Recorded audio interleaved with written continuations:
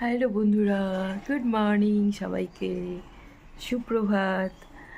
সকাল সকাল ঘুম থেকে উঠে পড়েছি, মেয়েকে স্কুলেও পাঠিয়ে দিয়েছি, আবার একটু ঘুমিয়েও নিয়েছি।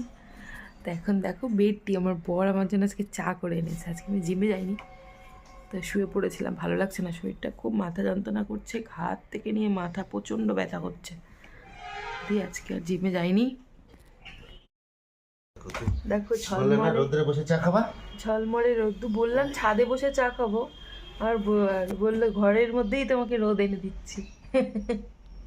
সত্যি আমাদের জানালা দরজা খুললে একদম সুন্দর রোদ্দু ঢুকে যায়। দেখো রোদ্দু একদম দেখা যাচ্ছে। এবার তাকাও একটুখানি, এরম দেখো তাকানোর কথা বলছি। আজকে আমরা দুজনে ম্যাচিং ম্যাচিং জামা পরেছি। না না, কালার আলাদা, ক্যামেরা না না না, সেম সেম, সামান্য ডিফারেন্ট।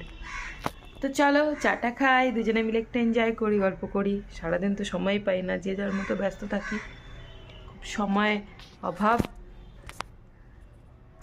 যেটুকু টাইম একসঙ্গে থাকি এটাই আনন্দ, তাই না বলো? চলো।